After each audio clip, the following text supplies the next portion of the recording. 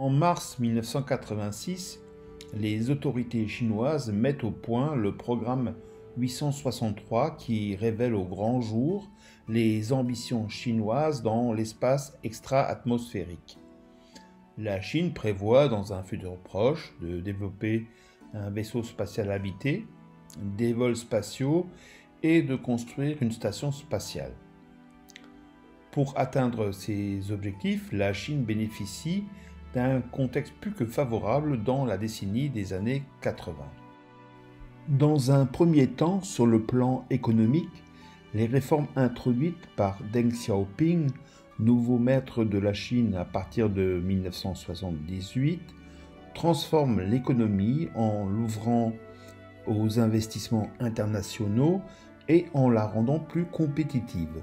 Ces réformes sont à l'origine du décollage économique de la Chine, une forte croissance qui va générer rapidement des moyens financiers importants qui vont permettre à la Chine d'investir dans son programme spatial. Puis, dans un deuxième temps, sur le plan politique et technologique, la Chine souhaite profiter du délitement puis de l'éclatement de l'URSS pour se procurer à faible coût les technologies soviétiques, puis russes à partir de 1991 pour le vol habité dans l'espace.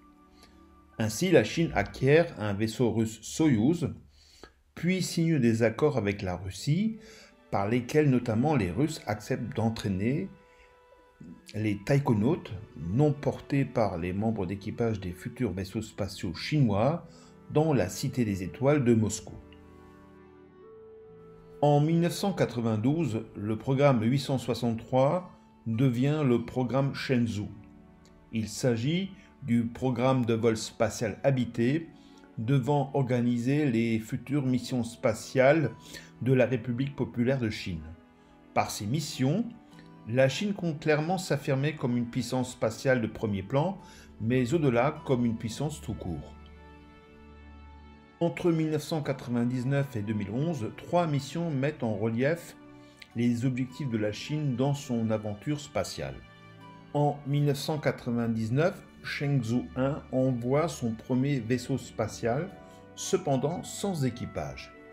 Il s'agissait alors de montrer au monde les capacités nouvelles de la Chine en matière de lancement de vaisseaux spatiaux, mais également d'utiliser l'événement à des fins de propagande en célébrant le 50e anniversaire de la proclamation de la République populaire de Chine. Avec Shenzhou 5 en 2003, la Chine s'affirme comme une des grandes puissances spatiales mondiales, puisqu'elle devient la 3e capable de lancer des hommes dans l'espace. Enfin, avec Shenzhou 8 et 9 en 2011, la Chine prend une nouvelle dimension en tant que puissance spatiale, puisque ses missions réussissent un amarrage, d'abord sans, puis avec équipage, avec la première station spatiale chinoise, Tiangong 1. L'année 1986 est également un tournant sur le plan maritime, puisque la Chine change radicalement sa doctrine et sa stratégie. Le principal architecte de cette nouvelle stratégie maritime est l'amiral Liu Hunaqing. Issu de l'armée de libération populaire, il prend en 1982 le commandement de la Plane, la marine de guerre chinoise, et lui fixe 3 objectifs à atteindre. Le premier objectif est la défense du territoire chinois contre toute agression. C'est la stratégie de la défense côtière. Le deuxième objectif est de protéger les intérêts maritimes de la Chine contre toute agression venant de la mer, mais également de défendre les routes maritimes vitales à son économie. C'est la défense active des mers proches. Enfin, le troisième objectif est de donner à la Chine les moyens de pouvoir se projeter sur la haute mer en investissant massivement dans la construction d'une flotte de guerre hauturière. Objectif qui sera atteint en 2016 lorsque la Chine deviendra la 2e flotte de guerre au monde.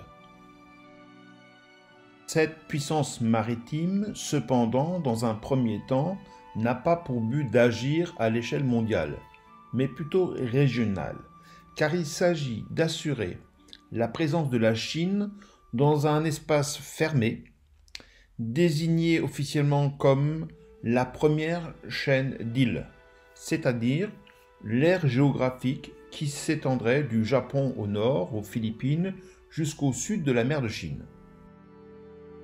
Par ailleurs, il s'agit également pour la Chine d'affirmer sa puissance dans un espace où elle souhaite s'approprier des territoires qu'elle juge appartenir à sa souveraineté.